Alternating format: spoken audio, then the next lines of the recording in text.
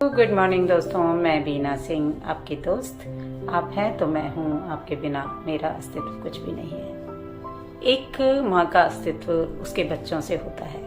जब बच्चे होते हैं तभी माँ का अस्तित्व जिंदा होता है, क्योंकि बच्चे माँ माँ कहकर उसके आंचल से लिपट जाते हैं, जो उसे बहुत सुकून देता है और अंदर तक आह्लादित कर देता है।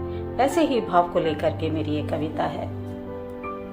एक आवाज आती है, माँ माँ कहकर मेरे आंचल से लिपट जाती है। किसी अनिष्ट की आशंका से मैं उसे थाम लेती हूँ। मेरे आंचल से लिपटकर वो खिलखिलाते हैं, दौड़ते हैं। मैं मंत्र मुग्ध सी उनकी दुनिया में खो जाती हूँ। एक आवाज आती है, माँ माँ कहकर मेरे आंचल से लिपट जाती है।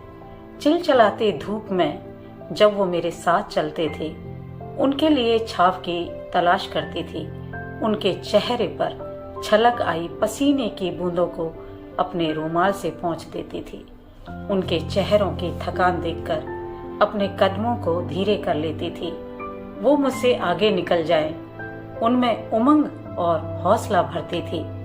वो दौड़कर आगे निकल जाते थे, फिर खिलखिलाकर मुझे देखते थे। हा हा हा। देह की थकान उनकी हंसी से विलुप्त हो जाती थी। वक्त बहुत कठिन था, लेकिन जीवन सरल था। कुछ मैं थी और कुछ बच्चों की चटर पटर थी। वक्त न जाने कब बीत जाता था। रात सपने लेकर आती थी और भोर की किरणें आंखों में झिलमिलाती थीं।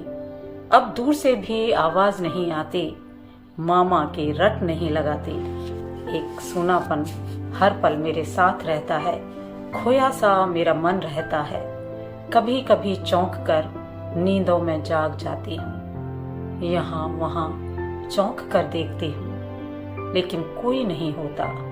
बस माँ माँ एक ध्वनि कानों में सुनाई देती है। एक स्पंदन तब भी होता था जब गर्भ में उनकी सांसों का एहसास होता था। कभी पैरों का, कभी हाथों के सरकने का एहसास होता था। पुलकित हो उठता था मन का रोम रोम। उस मधुर एहसास को बांटना चाहती थी, इसलिए उसके पिता को आवाज देती थी। उसके स्पंदन को, उसकी धड़कनों को महसूस कराती थी।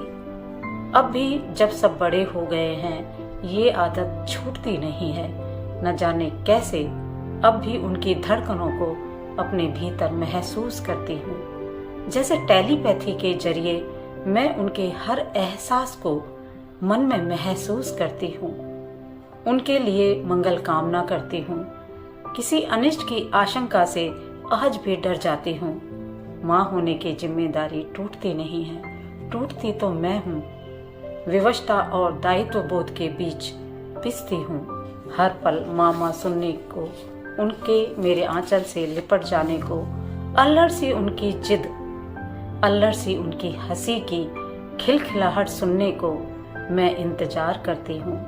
उनके वो मासूम सवाल जो मुझे हंसा जाते थे, उनका वो मासूम निश्चल प्रेम जो मेरी आंखों की रोशनी है, उनका वो गहरा आलिंगन जो मेरे मन की तृप्ति है। उन्हीं लम्हों को फिर से जीना चाहती हूँ, लेकिन यह भी सच है, गुजरा वक्त कभी लौटता नहीं है, ना बीती हुई जिंदगी लौट कर आती है। इंतजार कितना भी गहन हो, सिर्फ यादें लौटा करती हैं। इंतजार कितना भी गहन हो, बस यादें लौटा करती हैं, बस यादें लौटा करती हैं।